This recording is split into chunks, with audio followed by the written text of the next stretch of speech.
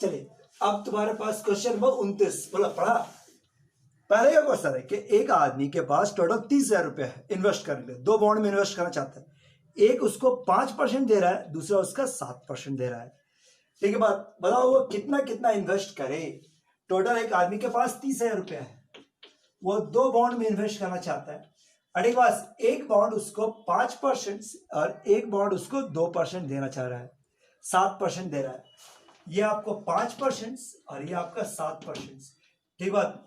तो total interest जो आएगा, टोटल इंटरेस्ट जो होगा वो आपका 2,000 रुपए के बराबर होना चाहिए। तो बोला सर नहीं बना पाएगा, सही से बना था।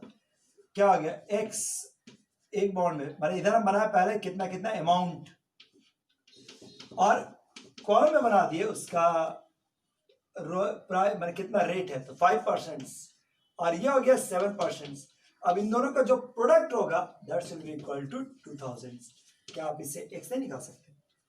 सो बुरा कर क्या आएगा 5x बाई 100, और ये हो गया आपका 30,000 माइनस x इंटू 7 बाई 100, और that's will be equal to 2,000। देखिए आप इसको सॉल्व करके x का मान निकालिए, जो आएगा वो भैया बस। ठीक है,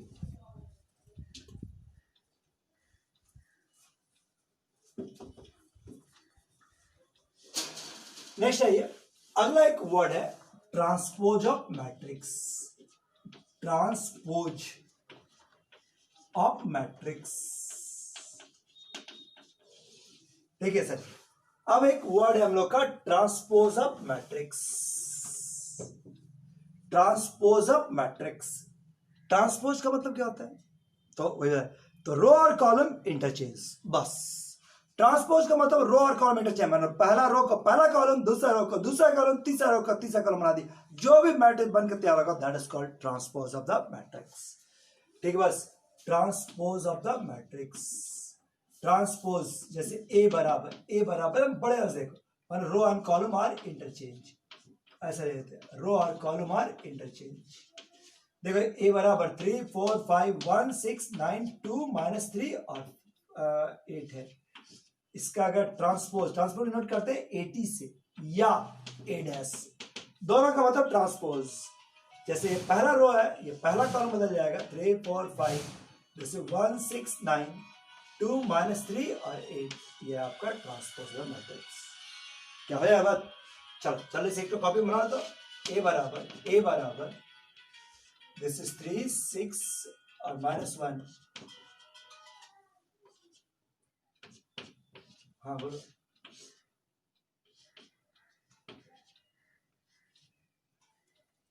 हाँ नीति से नहीं रहेगा, हाँ देखो ए डैश, ठीक है, ए डैश फाइंड ए डैश निकाल लो।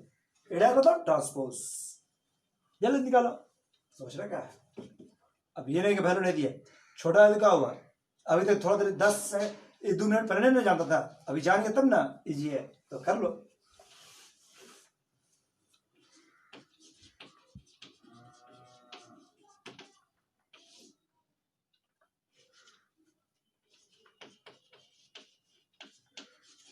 मैट्रिक्स का बहुत सारा टाइप होता है, जितना टाइप तुमको हम कल दिखे थे 10-11 टाइप, उसके अलावा भी कुछ टाइप संभव है। ठीक है, उसको स्पेशल मैट्रिक्स कहा जाता है, तो उसमें से कुछ हम तुमको दिखाने जा रहे हैं। ठीक है, पहला symmetric and skew symmetric matrix. Symmetric किसको कहते हैं इसको देखना, बढ़िया से देखना। 10 3 4 5 6 7 7 7 8। ठीक है, अगर आप प्रिंसिपल डायगोनल पर मिरर रख दो, प्रिंसिपल डायगोनल पर मिरर दो, बढ़िया समझो, तो ये वाला और ये वाला सेम, ये वाला और ये वाला सेम, ये वाला और ये वाला सेम, ये वाला और ये वाला सेम। समझ बात? यही है सिमेट्रिक मैट्रिक्स। ठीक है, सिमेट्रिक में तुम्हारे पास क्या बोल सकते हैं, सिमेट्रिक का बात करिए तो सिमेट्रिक का खासियत क्या है सिमेट्रिक मैट्रिक्स में? ठीक है, बस बड़े ए स्क्वायर मैट्रिक्स, स्क्वायर तो होना ही चाहिए, स्क्वायर मैट्रिक्स। ठीक है, इज सेड कहा जाएगा, is said to be symmetric, said to be symmetric. ये सिमेट्रिक कहेगा कब?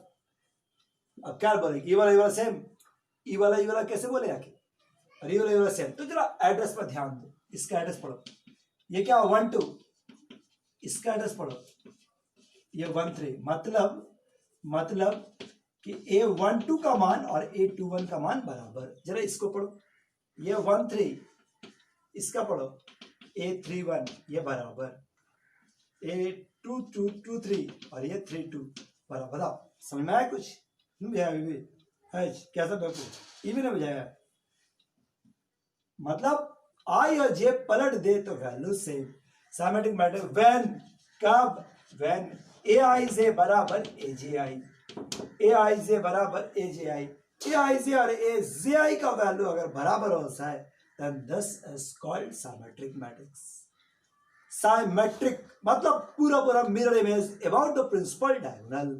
तो यही है कि आई जे का प्रतिबिंब बनाएंगे तो जे आई बनेगा, तो वही लिखा हुआ है ए आई जे बराबर ए जे आई। तो हम कह सकते हैं matrix is called symmetric matrix, such A matrix is called symmetric matrix.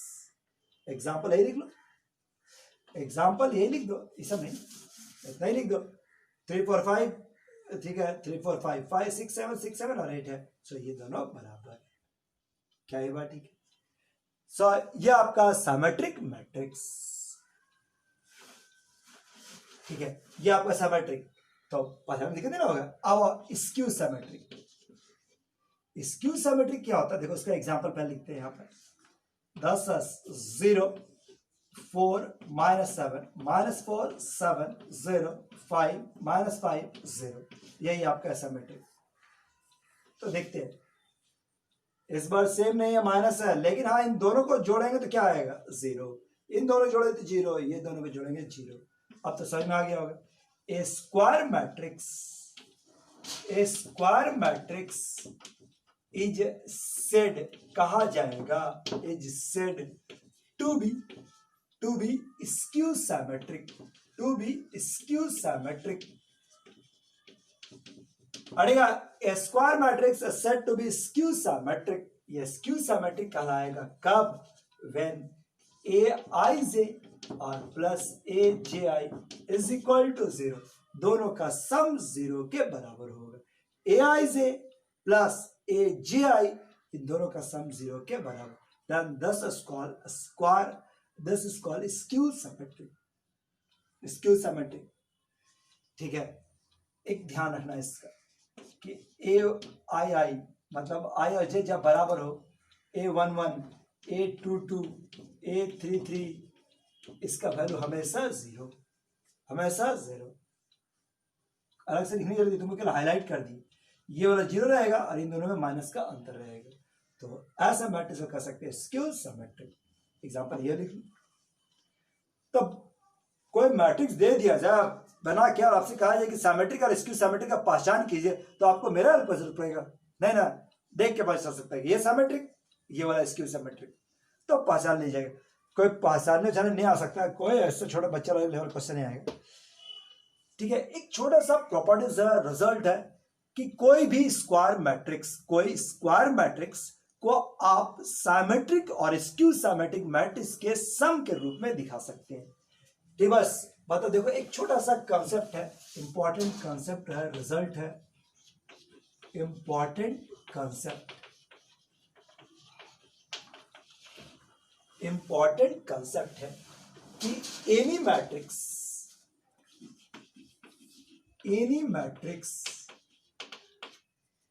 Any square matrix लेते हैं, एनी स्क्वायर मैट्रिक्स, आप भी लिखो मेरे साथ, any square matrix can be express, दिखाया जा सकता है, can be express as the sum, any square matrix can be express as the some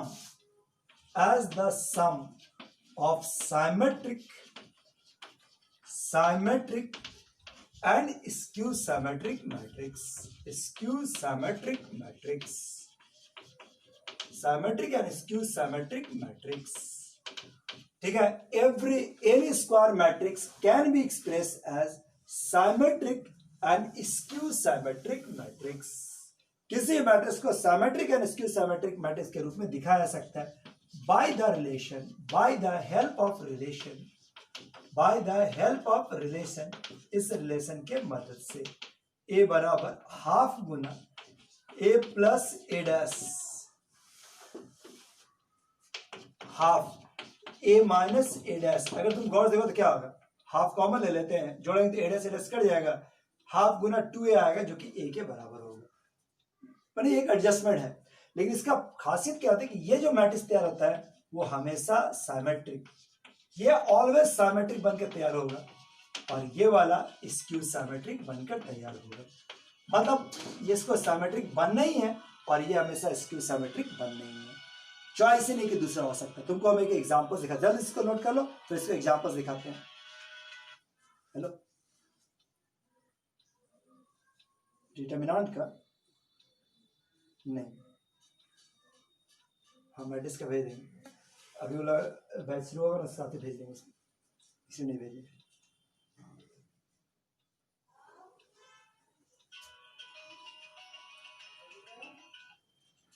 hello, हाँ तो स्क्रीनशॉट भेज दिया मैंने ना, ठीक है हम देख लेंगे। हाँ ठीक है, जिसमें तुम स्क्रीनशॉट भेजो उसी नंबर को जोड़ना है ना, जोड़ ठीक है। हाँ तो एक एग्जांपल देना चाहेंगे, जैसे क्वेश्चन आता है, देखो यही क्वेश्चन आता है, मतलब देखो मेरे हिसाब से एक ही नंबर का होना चाहिए, लेकिन ऑब्जेक्टिव अगर नहीं आया, सब्जेक्टिव आएगा तो 4 नंबर जाता है, लेकिन ये नहीं कि नेग्लेक्ट कर देना, आता जरूर। मेरे हिसाब से 1 नंबर का होना चाहिए। कोई एक matrix they they, this is 3 4 6 7 2 -1 और 4 0 3 और 8, और कहा जाए कि एक्सप्रेस इट, लिखा रहेगा express it as the sum of symmetric and skew symmetric matrix, express it as the sum of symmetric and skew symmetric matrix। तो आप क्या कीजिएगा, तुरंत ए दिया हुआ है, देन तुरंत आप ए डैश निकाल लेना, डैश निकाल लेगा ना, क्या हो जाएगा 3 4 7, दिस इज 2 -1 और 4 0 3 और 8, लो ऐसा हो गया ना। ए बराबर क्या होता है, ए बराबर हाफ गुना ए प्लस ए डैश और हाफ गुना ए माइनस ए डैश, ठीक है। बस केवल आप इसका वैल्यू बढ़ा दो, बताओ ए और ए डैश, ए और ए डैश जोड़ दे, जोड़ो 3 और 3 6, 4 2 6, 7 और 0 7, 2 और 4 6, मतलब कुछ नहीं करना था, -2, 4 और 3 7, तुमको कुछ नहीं करना, वो अपने आप हो जाएगा। ये वैल्यूज क्या हो गया 8 और 8 16, और इसमें घटाते हुए क्या हो गया 3 + 3 गया 0, 4 + 2 0, ये हो गया 7, ठीक है। बस ये हो गया आपका 2 में से 4 -2, ये हो गया आपका 0, ये हो गया 1, 10 7 में -7, और ये हो गया 3 - 4 -1, और ये हो गया 0। हाँ मिला, खुद से आ गया होगा, ये सिमेट्रिक चेक कर लो, ये प्रिंसिपल डायगोनल 6 6 7 7 7 7, सो साइमेट्रिक। साइमेट्रिक क्या आप कुछ किए नहीं, आपने आप इसको पहचाने, ये स्क्यू साइमेट्रिक, स्क्यू साइमेट्रिक। सो कोई भी क्वेश्चन उठा लो, कोई भी क्वेश्चन, जैसे इस फॉर्मूला पर तुम सेट करोगे वो अपने आप साइमेट्रिक और स्क्यू साइमेट्रिक रूप में तैयार हो जाएगा।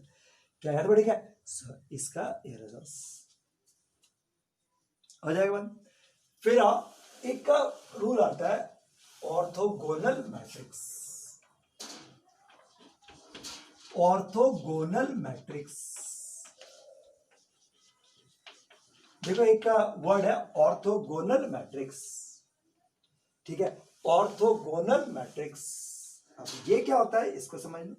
ऑर्थोगोनल मैट्रिक्स, कोई भी मैट्रिक्स जो होगा वो ऑर्थोगोनल होगा, एनी मैट्रिक्स, एनी मैट्रिक्स, ठीक है, ऐसा लिखते हैं। फिर से कोई भी मैट्रिक्स दिया हुआ है ए, और उसको अपने ट्रांसपोज के साथ गुना करो और आई आ जाए, ए गुना ए डैश बराबर आई आ जाए, then A is called orthogonal, then A is called orthogonal matrix, orthogonal matrix.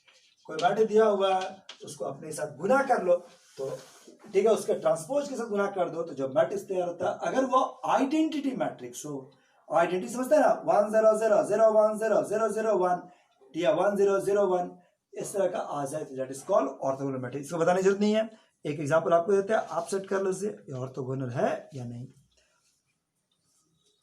कोई एक मैट्रिक्स दिया हुआ है, इसको ऑर्थोगोनल ही है, टेस्ट कर लो।